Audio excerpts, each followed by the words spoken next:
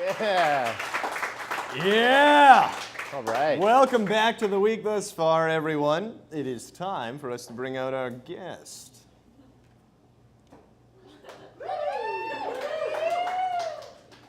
Nice. Our guest this evening is the spokesman for functionaltransit.com and also a resident of the West End. Big round of applause for Joe Kornelsen. Woo!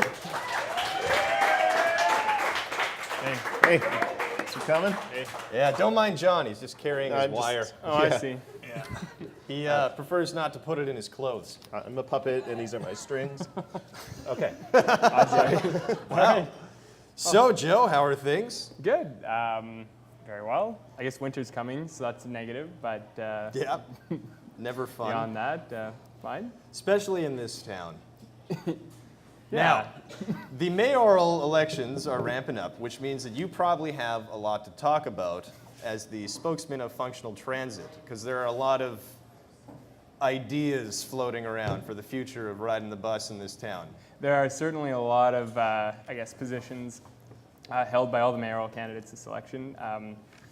Yeah, Winnipeggers have, I guess, a plethora of choices in the transit file. Yeah. What about for... Oh, you. Sorry, John. Are you okay? Like, first of all, I'm hearing a Leaning lot of further and words. further over. it's like a A lot of heavy... words going on, but what are you saying? Like, because I take the bus, as you say, it's almost Sure. winter. I take the bus in the winter. So, like, what's going on? So what Am we'd I- like to see is people waiting less often at bus stops. Right now, Oh, okay. as you may know, you can wait at many bus stops in Winnipeg for up to 45 minutes, especially if you're out in the suburbs. We think that Yeah. it's really important to get those buses coming more often. We're not just, going after a plan and leaving it at that. Like, we're not just saying, BRT is a bad idea and then saying nothing more. We think that for $450 million, you could actually invest in a significantly improved system just by investing in buses and bus drivers. So just more buses and people drive. Obviously, people driving, right? You don't even have to say Right, that. yeah, like, yeah. you don't want more buses in a garage somewhere. John's a big logic man. No, you know? kidding. Like, You're on it. John loves logic equations. Certainly, when you look at the $450 million price tag, the amount, or the $450 million that the province and the city are planning to put into it, we could actually, with that money, purchase 500 bus drivers. No, we don't buy bus drivers. We could purchase 500 buses and pay the salaries. Once of you buy 500 them, you don't have to pay for them ever again. So that's an investment. When you Winnipeggers take them out of the enjoy. package, they're not worth as much. Bus drivers lose a third of their value Yeah, the minute they walk off the lot. that's right. Yeah, or drive. Got to keep that in mind.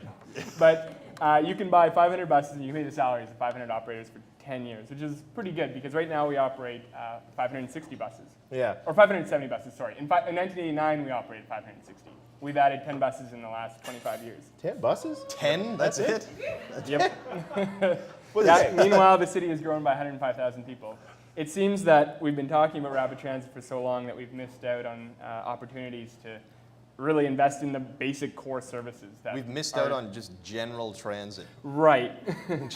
We think that this is the best way to get more people riding transit, and then maybe, in the future, once more people are considering it, then we can start looking into rapid transit options. So my question for you then is, what stake do you have in the larger picture then of functional transit? Why is it so important to you? I'm a Winnipegger. The infrastructure deficit is $7.4 billion. That's $10,000 per Winnipegger or $30,000 per household. I don't have that. Yeah, that's a lot of money. Yeah. And I would like to stay in Winnipeg. I really like Winnipeg, and I don't want to see that tab keep rising. I know someday I'm going to have to pay for those potholes. We cannot get the potholes fixed without spending that much money, and fix the frozen pipes. You could That's just the other move. infrastructure Yeah. problem. I could just move. And then you wouldn't have to pay for it. Yeah. Super Yeah. moving's so expensive. I'm a That's also Winnipegger. Moving is going to cost at least $10,000. So But say, Yeah. what if like, playing devil's advocate, say I'm like a rich guy, like Gord Steves or Okay. something. And, who snubbed me recently. Oh. I said hi to you. And And you don't. I wasn't there. You don't use the bus ever. You don't use the bus. You don't need the bus. Why would you care about like transit at all? Because you're super rich. I mean, again, I think rich people care about the infrastructure deficit. I think we all care about that. We all don't want our taxes to have to go up as high as the cost of sprawl is going to make them go up.